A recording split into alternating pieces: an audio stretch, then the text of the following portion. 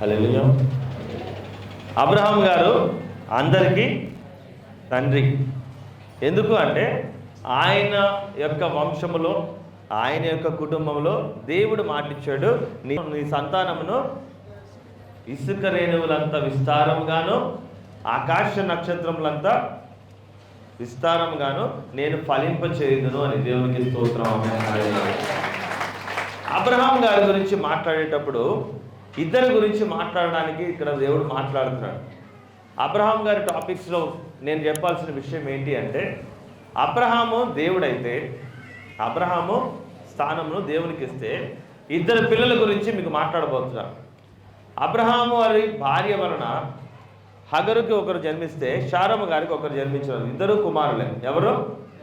ఇద్దరు కూడా కుమారులే, కొడుకులే. ఇద్దరు కూడా అబ్రహాం గారి సంతానమే. ఎవరి సంతానం? వినడానికి ట్రై చేయాలి. ఎంతమంది వింటున్నారు? కన్ఫర్మా? ఇద్దరు కూడా అబ్రహాం గారి సంతానమే.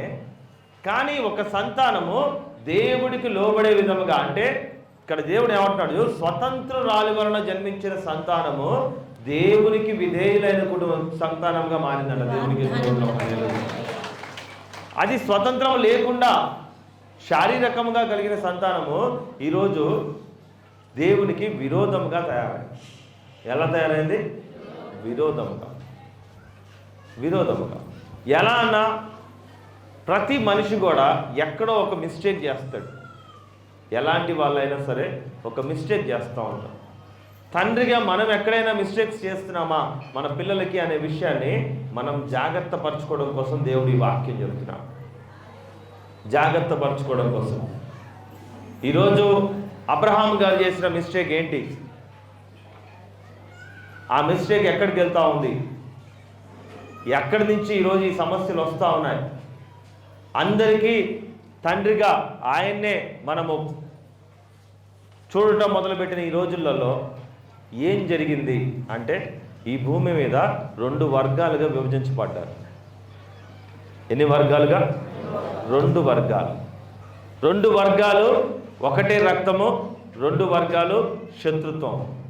ఎక్కడన్నా ఈరోజు ప్రపంచం మొత్తం మాట్లాడుకుంటుంది రాఫా అనే, దేని గురించి? రాఫా అనే స్థలము కోసం. రాఫా అనే స్థలం గురించి మీకు ఎంతమందికి తెలుసో తెలియదు, కానీ ఈరోజు ఇజ్రాయెల్ దేశానికి పక్కన ఉన్న దేశాలకి జరుగుతున్న భయంకరమైన యుద్ధాలన్నీ కూడా ఈ మొట్టమొదటి రోజు వలనే అర్థం చేసుకుని, అబ్రహాం గారి సంతానం వల్ల వచ్చిన గొడవలతోనే అర్థం చేసుకున్న వాళ్ళు గట్టిగా దేవుడిని చూద్దాం. ఇప్పటికి కూడా వాళ్ళ మధ్యలో ఎలా ఉందంటే విరోధము భయంకరమైన వైరంగా ఉంది. ఇరాన్కి, ఇస్రాయేల్కి, ఇజ్రాయెల్ దేశానికి, ప్రతి ఒక్కరితో వారి చుట్టుపక్కల ఉన్న శత్రు దేశాలన్నిటి కూడా ఏ పాటికి భయంకరమైన గొడవలు అవుతాం, భయంకరమైన సమస్యలు జరుగుతున్నాయి. చంపుకుంటున్నారు, బాంబులు వేసుకుంటున్నారు. శరణాలయం రాఫా అనే స్థలం ఏంటి అంటే, ఇప్పుడు యుద్ధం జరుగుతూ ఉంది. మనకంటే యుద్ధం తెలియలేదు కాబట్టి మీకు అర్థం కాదు. గొడవ జరుగుతున్నప్పుడు యుద్ధం జరిగి ఇల్లు కోల్పోయిన వాళ్ళు ఎవరాళ్ళు? ఇండ్ల స్థలాలు, ఇల్లు కోల్పోయిన వాళ్ళు, యుద్ధంలో బాంబుల దాడికి శత్రు సైన్యాలు దాడి చేసినప్పుడు వాళ్ళందరూ కూడా వెళ్ళి మేము ఎక్కడ బతకాలి అంటే, ఏ దేశం వాళ్ళు కూడా వాళ్ళని చంపకుండా శరణార్థమైన స్థలాలను ఉంటుంది ఒక ప్లేస్. ఏమంటారు? శరణార్థులు. గట్టిగా చెప్పండి, ఏంటది? శరణార్థులు అనే స్థలం ఉంటుంది. ఆ స్థలంలోకి వెళ్ళి వాళ్ళు గుడారాలు వేసుకొని బతుకుతున్నారు పాపం అందరూ కూడా. ఆ స్థలంలో ఉన్న రూల్ ఏంటి అంటే, ఆ పాయింట్లో ఏ సైనికుడు ఉండడు, ఏ రాజ్యముడు ఏ యుద్ధం చేయకూడదు. ఆ పాయింట్లో జనాభా నివసిస్తుంది కాబట్టి వాళ్ళ మీద బాంబులు వేయకూడదు. అది పట్టణం కాదు, పాపం పేద ప్రజలు, ఇల్లు వాకిలు అన్నీ కోల్పోయిన వాళ్ళు ఉండాల్సిన స్థలము. దాని పేరు రాఫా అనే స్థలం. అక్కడ కూడా బాంబులు వేసి పాపం చాలా మందిని చంపేసినారు. 400 మంది పైన గమనించారు. ఎంత భయంకరంగా ఉంది పరిస్థితి. జాలి లేదు, దయ లేదు. మన దేశం కాదు, మన దేశంలో జరుగుతున్న ఈ యొక్క మత సంబంధమైన గొడవల గురించి చెప్పట్లే నేను.